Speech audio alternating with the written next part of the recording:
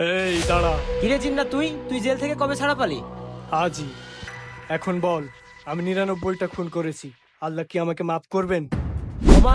তোর মতো পাপীকে আল্লাহ কোনোদিনই ক্ষমা করবে না। তাহলে তোকে বাঁচিয়ে রেখে লাভ কি?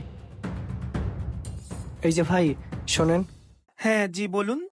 আমি আমি 100টা খুন করেছি, আল্লাহ কি আমাকে মাফ করবেন? শোনো, আল্লাহ পাক সব করতে পারে। যদি তুমি মন থেকে তওবা করো তাহলে অবশ্যই ক্ষমা করবে। তাহলে তাহলে এখন আমার কি করা উচিত?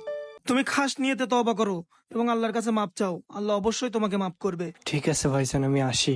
আস্তাগফিরুল্লাহ আল্লাযী লা ইলাহা ইল্লা হুয়াল হাইয়ুল কাইয়ুম হায় আল্লাহ, আতুবু ইলাইহি।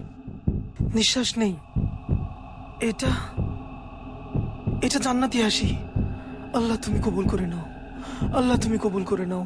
শুনুন, আল্লাহ পাক বলেছেন, যে ব্যক্তি আমার অবাধ্য হয়েছে, অনেক পাপ করেছে, হালাল হারামের পরোয়া করেনি, কিন্তু একদিন সে তার ভুল বুঝতে পারল এবং আমার কাছে তওবা করল, আমি তার সমস্ত গুনাহ নেকি দিয়ে পরিপূর্ণ করে দেব।